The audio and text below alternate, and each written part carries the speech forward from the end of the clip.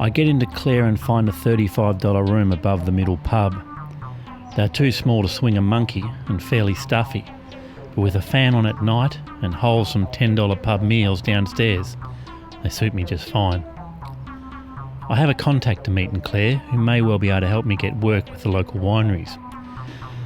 At 5:30pm I head to the Tamina Pub to meet Gary, a retired gentleman whose father lives in the same town my father lives in.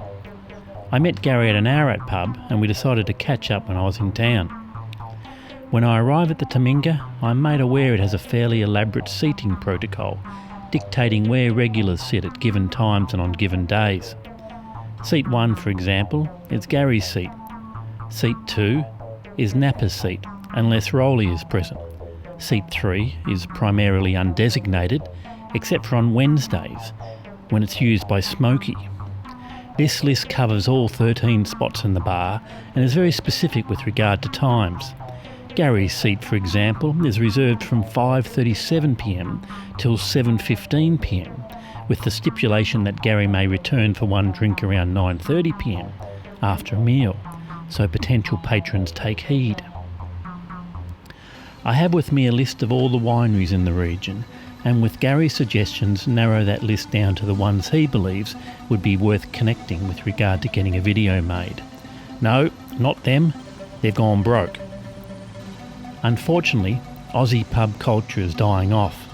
It was a place a man could go and let off some steam, have a laugh and learn the local goings-on. It's now just become too expensive. When you can have a beer at home for $1.50, paying $6.50 for a pint in a pub can soon add up. Part of this is due to a 6-monthly automatic government excise increase called the sin taxes. It was introduced 30 years ago and also pushes up the price of things like cigarettes, which now cost a staggering $40 a pack.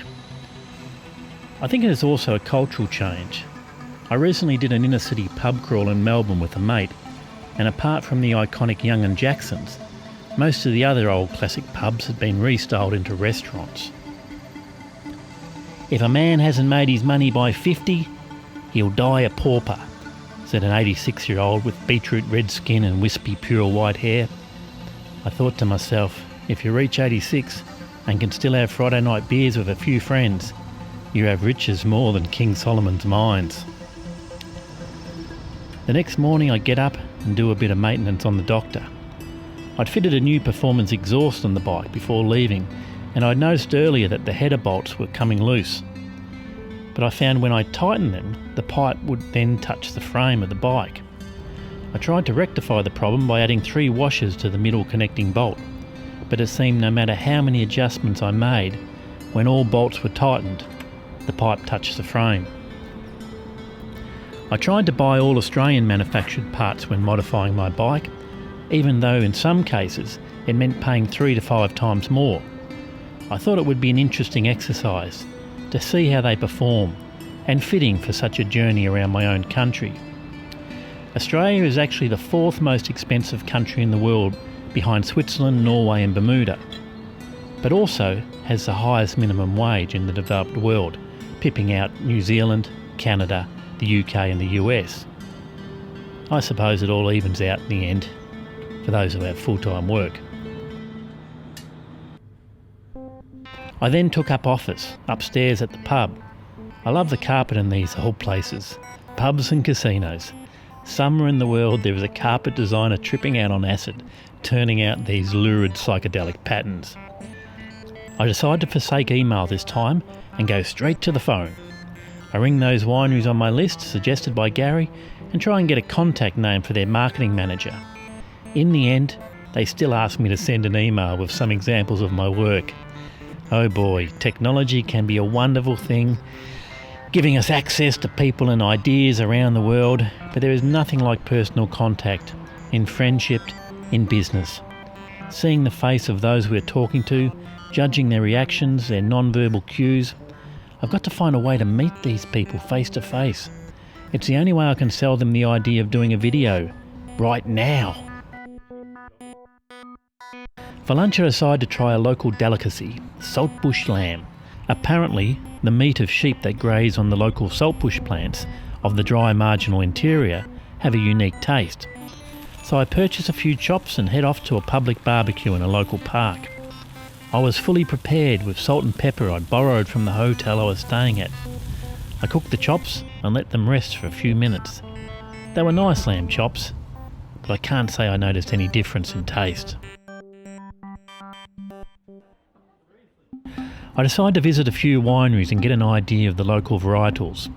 The Clare Valley has a Mediterranean climate of hot days and cool nights. This leads to very fruit-driven wines, as the cool nights allow the grapes to ripen slowly. Primarily known for its Riesling, the region also produces smooth Shiraz and Cabernets. Austrian Jesuits were some of the first to produce wine in the Clare Valley back in 1851. On my little tour, I found places to eat with magnificent views over rolling hills and a brewery that produced a tonic ale with orange and lemon peel, fresh coriander and ginger from a 100-year-old recipe. But the highlight of the day was a chance visit to a Twilight market in Seven Hill, a local event where producers sell their wares, everything from fresh produce to cakes and relishes. It really represented to me what a vibrant community the Clare Valley is. Colourful characters and delicious tastings, wine-soaked figs with cracker and cheese, pickled grapes and homemade pistachio and honey ice cream. It was a foodie's dream to find a place where people still have a connection to the earth and what it grows. It was really wonderful, and my only regret was I couldn't buy all these delicacies and take them with me, as many wouldn't survive saddlebag temperatures. Tomorrow, I'll see a different type of country. Gary has graciously offered to take me on a little tour of the district, which will take us to the margins of the good earth, the periphery, where the farming lands end and the mythical outback begins.